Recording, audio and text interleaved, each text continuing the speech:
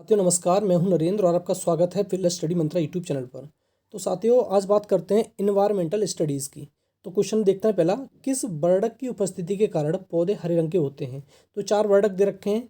इसका ये वर्णक एंथ्रोसाइनिन है, कैरोटीनॉइड है, लाइकोपीन है या क्लोरोफिल है। तो आपको मालूम है कि क्लोरोफिल के कारण पौधे कैसे दिखाई देते हैं, हरे दिखाई देते हैं। अगर कोई भी चीज़ जिस प्रकार की दिखाई देती है उसका मतलब ये होता है वो उस रंग को तो क्या कर देती है, परावर्तित कर देती है और बाद बाकी जितने भी कलर होते हैं वो अपने अंदर अवशोषित कर लेती है। ठीक है, तो इसका ऑप्शन नंबर डी सही हो जाएगा। अगला क्वेश्चन देखो, अगला क्वेश्चन ये है, मानवीय गतिविधियां जो पृथ्वी पर जलवायु परिवर्तन के लिए जिम्मेदार हैं।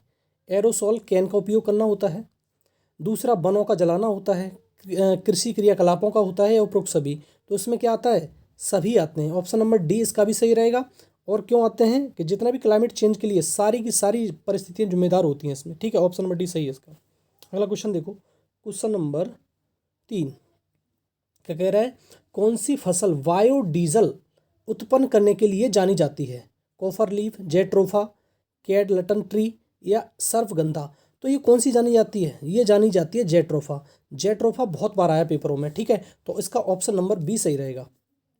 ऑप्शन नंबर बी इसका सही हो जाएगा। अगला देखो, अगला क्वेश्चन ये है, थोड़ा छोटा कर देता हूँ इस क्वेश्चन को, दिख जाएगा आपको। लो क्या है, जड़ी बूटियों की रानी भारत की सबसे पवित्र जड़ी बूटी है। इस औषधीय पौधे का हिंदू धर्म में महत्व है और इसका वानस्पतिक नाम ओसम ओसिमम सेक्टम है। इसको सामान्यतः किस नाम से जाना जाता है, ये इसका वानस्पतिक नाम है, साइंटिफिक नेम है, इसको भी ध्यान रखना है। तो ये अजवाइन के फूल हैं, तुलसी है, रोजमेरी है। तो ये तुलसी का होता है। ठीक है, ऑप्शन नंबर 20 का सही रहेगा। किसका, तुलसी का। तुलसी का यूज़ हमारे देश में बहुत ज़्यादा है, चाय वगैरह में डाल के पीते हैं तुलसी को। ठीक है, अगला क्वेश्चन देखो, अगला क्वेश्चन ये है, पीने के लिए सुरक्षित पानी को क्या कहते हैं। ताज़ा जल, पीने योग्य पानी, आशुद्ध जल या नल का पानी। तो उसे कहते हैं पोर्टेबल वाटर। ऑप्शन नंबर 20 का सही रहेगा, पीने योग्य पानी। ये इसका ऑप्शन नंबर 20 सही है। अगला क्वेश्चन देखो, वर्ष 1984 की भोपाल गैस त्रसादी निम्न में से किस गैस के रिसाव के कारण हुई थी। मीथेन के कारण, मिथाइल आइसोसाइनाइड, नाइट्रस ऑक्साइड या कार्बन मोनोऑक्साइड। तो ये हुई थी तुम्हारी मिथाइल आइसोसाइनाइड। मिथाइल आइसोसाइनेट के द्वारा हुई थी। और कब हुई थी, 2 से 3 दिसंबर 1984 को। ठीक है, और इसमें लगभग कहा जाता है कि 5 लाख लोग प्रभावित हुए थे। कितने लोग, 5 लाख लोग प्रभावित हुए इससे और 40 lakh ton, 40,000 ton, sorry 40,000 ton gas का रिसाव हुआ था। ठीक है, तो बहुत बड़ा था। इसे बाइट डेथ बोलते थे, इसको क्या बोलते थे, बाइट डेथ बोला जा गया था। ऑप्शन नंबर 20 का करेक्ट हो जाएगा। कौन सा, ऑप्शन नंबर बी। अगला क्वेश्चन देखो, अगला क्वेश्चन ये है, विश्व पर्यावरण दिवस कब मनाया जाता है। तो आपको सबको 5 जून, 2 दिसंबर, 16 सितंबर या 11 जुलाई। कुछ ना कुछ महत्वपूर्ण दिवस हैं ये सारे के सारे। तो आपको ये मालूम होना चाहिए कब मनाया जाता है, ये 5 जून को मनाया जाता है। ठीक है, इसका ऑप्शन नंबर तो ये सही है, लेकिन 2 दिसंबर को विश्व कंप्यूटर दिवस मनाया जाता है, साक्षरता दिवस। 16 सितंबर को ओजोन दिवस मनाया जाता है। 11 जुलाई को क्या मनाया जाता है, जनसंख्या दिवस मनाया जाता है। तो ये भी ध्यान रखना। लेकिन एक चीज़ और बता दूं तुमको इसके बारे में, जो ये 5 जून को मनाया जाता है, हमने सन 2018 में इसका होस्ट कंट्री था भारत। कौन था, भारत में मनाया गया था ये। और इसकी थीम क्या रखी थी, बीट प्लास्टिक पॉल्यूशन। 2019 में इसका होस्ट कंट्री रहा था तुम्हारा कौन, ये रहा था तुम्हारा चीन।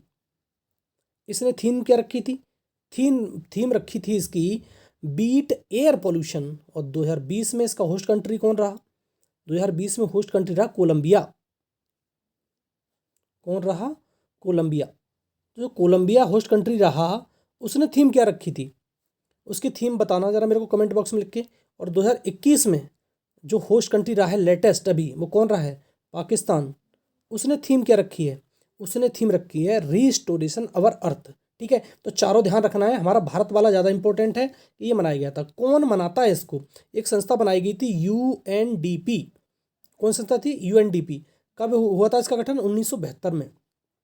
कहाँ हुआ था, केन्या के नैरोबी में। लेकिन पहला पर्यावरण दिवस की बात करें तो कब मनाया गया था, 1974 में। यहाँ से ये मनाना शुरू किया था। कब से, 1974 में।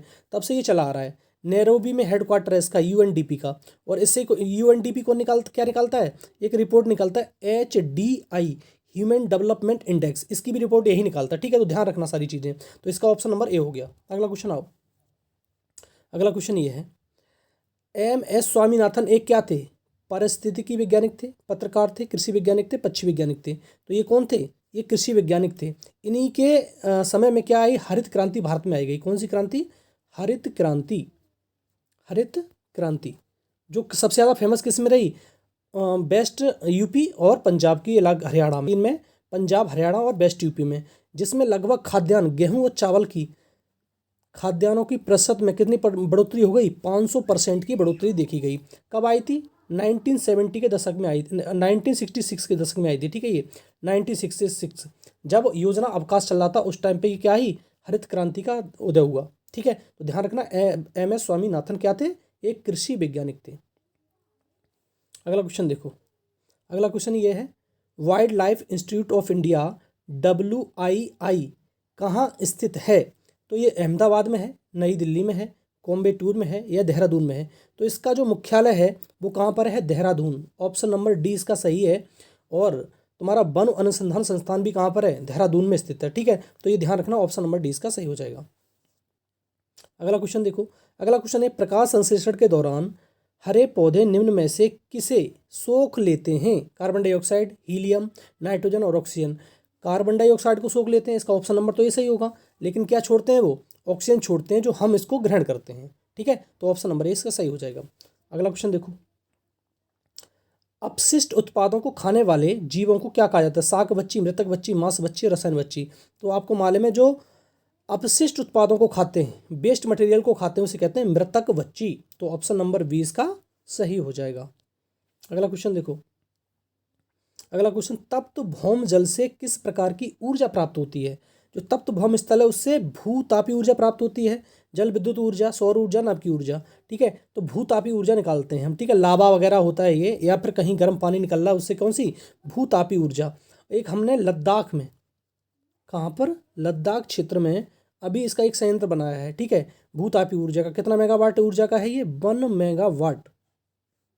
ठीक है, और ध्यान रख सकते हो तो रख लो, सन 2022 तक भारत का लक्ष्य कितना है?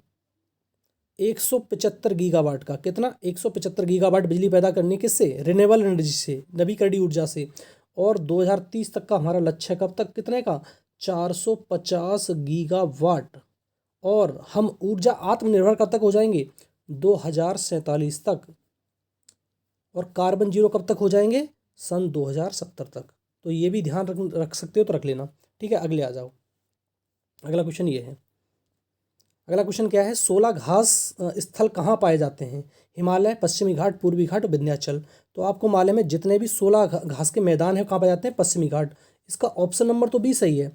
और ध्यान रखना कि जो 16 होते हैं, 16 से ध्यान रखना ट्रिक, जितने भी 16 होंगे कहाँ पर होंगे? केरल में। चाहे मैथिकेतम 16 हो, चाहे पंपादम 16 हो, सारे के सारे कहाँ पाए जाएंगे? घास के मैदान यहीं पर। एक केरल में एक चीज़ और पाई जाती है, तुम्हारा शांत घाटी, शांत घाटी नेशनल पार्क, उसके भी ध्यान रखना। और पश्चिमी घाट की सबसे ऊंची चोटी पूछे तो अन्नामुदई। ठीक है, पूर्वी घाट की पूछे तो महेंद्रगिरी, हिमालय की पूछे तो माउंट एवरेस्ट। अगला क्वेश्चन देखो। अगला क्वेश्चन ये है, भारत में पेलिकन पक्षी कहाँ प्रजनन करते हैं? तो बेलूर, नीलापट्टू, कुंथनकुलम, इस उपरोक्त सभी, तो कहाँ? सभी में करते हैं ये निवास। ठीक है, ऑप्शन नंबर डी इसका सही हो जाएगा। अगला क्वेश्चन देखो, ये है, मिनी माता रोग ऐसी मछली खाने से होता है जिसमें अधिक मात्रा में पाया जाता है कैडमियम, आर्सेनिक, पारा या उपरोक्त सभी। तो जो पारा युक्त मछली होती हैं, अगर जो पारा का ज़्यादा मात्रा हो जाती है तो कौन सा रोग हो जाता है? मिनी माता रोग हो जाता है। और कैडमियम से इटाई इटाई रोग हो जाता है, इटाई इटाई रोग हो जाता है। और आर्सेनिक से ब्लू बॉबी सिंड्रोम रोग हो जाता है। ठीक है, तो ध्यान रखना है इस चीज़ को। ऑप्शन नंबर सी इसका सही हो जाएगा। अगला क्वेश्चन देखो, ये रहा क्वेश्चन, ओजोन परत का अधिकतम ह्रास निम्न में से किस पर हुआ है? भूमध्य रेखा पर, उत्तरी ध्रुव पर, दक्षिणी ध्रुव पर, इनमें से उपरोक्त में से कोई नहीं। तो सबसे ज़्यादा ह्रास हुआ है तुम्हारा दक्षिणी ध्रुव पर। क्यों हुआ है? कि यहाँ पर सारे के सारे देशों ने क्या खोल रखी है? अपनी लेबोरेटरी वगैरह खोल रखी हैं। तो यहीं पर ज़्यादातर इसके क्या होता है? पॉल्यूशन होता है। तो यहाँ पर क्या हुआ है? ह्रास। इसे बैरन लैंड भी बोला जाता है, इसे सफ़ेद महाद्वीप भी बोला जाता है। यहाँ पे बरस भर बर्फ जमी रहती है। ठीक है, तो दक्षिणी ध्रुव पर। ऑप्शन नंबर सी इसका सही हो जाएगा। अगला देखो, इनमें से कौन सा भारत का प्रथम मुख्य न्यायाधीश था? हीरालाल जे कानिया, एम पंतांजलि शास्त्री, मेहर चंद्र महाजन या एस आर दास? तो कौन थे?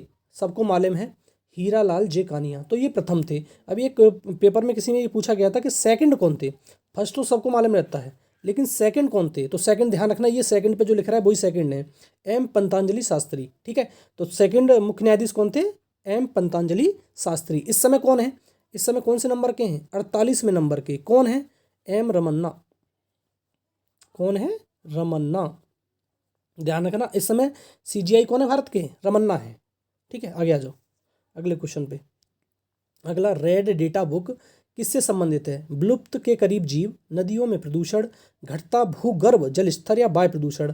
तो ऑप्शन नंबर ए इसका सही हो जाएगा, विलुप्त के करीब जीव। तो इसको क्या होता है? IUCN ये बुक होती है, रेड डाटा बुक जारी करती है। कौन सा एंडेंजर्ड है, कौन सा डेंजर्ड में है, ठीक है, तो सबके बारे में बताती है। तो विलुप्त के कगार पर जीव जो होते हैं उसे रेड डाटा बुक कहते हैं। रेड डाटा बुक से संबंधित है। ठीक है, ऑप्शन नंबर ए इसका सही हो जाएगा। अगला क्वेश्चन देखो, अगला क्वेश्चन ये रहा, ये करंट का क्वेश्चन आ गया था। इनमें से कौन वर्तमान राष्ट्रीय महिला आयोग की अध्यक्षा हैं? मालिनी भट्टाचार्य, गिरिजा व्यास, रेखा शर्मा, यास्मीन अबरार? तो इस समय अभी यही हैं, रेखा शर्मा ही। ठीक है, ऑप्शन नंबर 3 इसका सही हो जाएगा। ठीक है, जो रेखा शर्मा हैं महिला आयोग की अध्यक्ष हैं। किसके लिए बनाई जाती हैं? जो महिलाओं के हितों के लिए, रक्षा करने के लिए। अगर किसी महिला के हितों का क्या हो रहा है, दोहन हो रहा है, तो उसके लिए, उसकी रक्षा के लिए ये बनाई जाती है। यहाँ पर अपील कर सकती है महिला आयोग में। ठीक है, तो इसका हो जाएगा 3। अगला क्वेश्चन देखो, अगला क्वेश्चन ये है, ये पॉलिटी से क्वेश्चन है। लोकसभा और राज्यसभा की संयुक्त बैठक किसके द्वारा आयोजित की जाती है? संसद, राष्ट्रपति, लोकसभा अध्यक्ष और राज्यसभा के सभापति। ठीक है, तो किसके द्वारा आयोजित की जाती है? तो ये राष्ट्रपति के द्वारा आयोजित की जाती है। अगर पूछे भारत में आज तक लोकसभा और राज्यसभा की कितनी बार संयुक्त बैठक हो चुकी है, तो कितनी बार हो चुकी है? 3 बार। ध्यान रखना, ये इंपॉर्टेंट है, कितनी बार हो चुकी है? 3 बार संयुक्त बैठक हो चुकी है। ठीक है, लेकिन उसकी अध्यक्षता कौन करता है? तो ये करता है लोकसभा का अध्यक्ष। ये भी ध्यान रखना है आपको, अध्यक्षता कौन करता है? लोकसभा का अध्यक्ष। अगले क्वेश्चन पे आओ। अगला क्वेश्चन ये है, पॉलिटी से ये, संविधान के किस भाग में पंचायती राज व्यवस्था संबंधी प्रावधान दिए गए हैं? तो कौन सा भाग है? 3rd, 4th, 6th या 5th? 4th। ठीक है, तो ये कौन सा? 9th, सॉरी ये 9th है। ठीक है, तो इसमें कौन से उसमें दिए गए? 9th शेड्यूल में। 9th जो भाग है हमारा, 9th पार्ट, उसमें क्या किया गया है? पंचायती राज संबंधी प्रावधान दिए गए हैं। 3rd में क्या है? नागरिकता। ठीक है, 3rd में क्या है? नागरिकता। और 4th में क्या है तुम्हारा? DPSP, राज्य के नीति निर्देशक तत्व। अगला क्वेश्चन देखो, अगला क्वेश्चन भी पॉलिटी से ही है।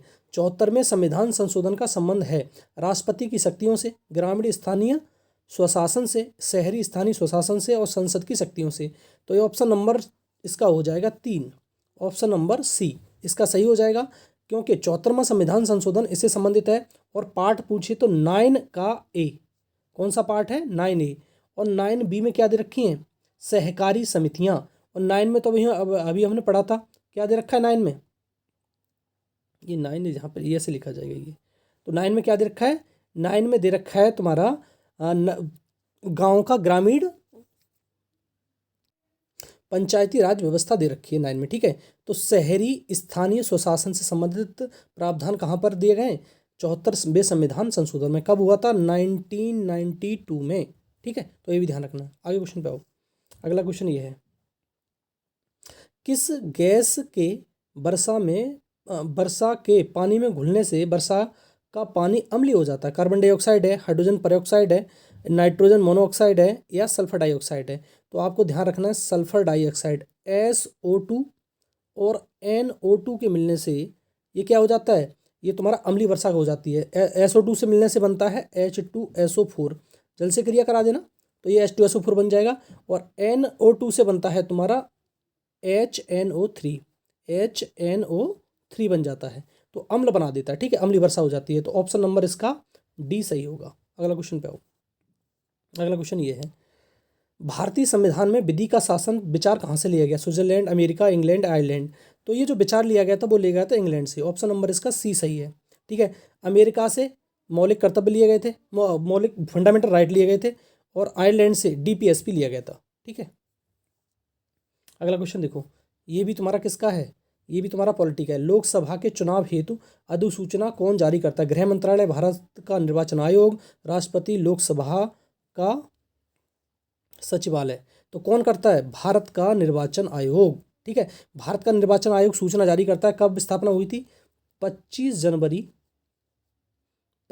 जनवरी सन 1950 को। ठीक है, और ये 3 बॉडी होती है, एक मुख्य होता है और 2 अन्य होते हैं। तो ठीक है, 3 होते हैं।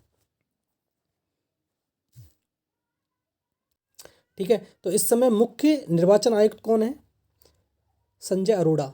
और अन्य चुनाव आयुक्त कौन है? राजीव कुमार, और एक है हेमंत पांडे।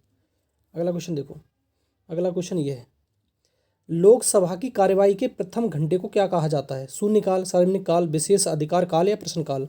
तो उसे कहते हैं प्रश्नकाल। ऑप्शन नंबर डी इसका सही हो जाएगा। और दूसरे पे आ जाता है, दूसरे घंटे में शून्यकाल। ठीक है, तो ये ध्यान रखना, ऑप्शन नंबर डी इसका सही हो जाएगा। अगला क्वेश्चन, वर्षा जल संग्रहण क्या है? पानी का वितरण है, प्रयुक्त जल का संग्रह और भंडारण है, वर्षा जल का जमाव और भंडारण है, उपरोक्त में से कोई नहीं। तो ये जो वर्षा जल का संग्रहण कहलाता है तुम्हारा ऑप्शन नंबर सी, वर्षा जल का जमाव और भंडारण, ऑप्शन नंबर सी सही है इसका। अगला क्वेश्चन देखो, भारतीय गैंडा कहाँ संरक्षित है? Bandipur national park, Corbett national park, Kaziranga national park और गिर नेशनल पार्क। तो ये संबंधित है तुम्हारा काजीरंगा नेशनल पार्क से। एक सींग वाला गैंडा पाया जाता है, और ये कहाँ पर है? असम में। और तुमको मालूम होना चाहिए असम में कितने नेशनल पार्क हो गए? 7। रायमोना नेशनल पार्क अभी अभी बढ़ा है, और देहंग पट गई, 2 नेशनल पार्क बढ़ गए यहाँ पे।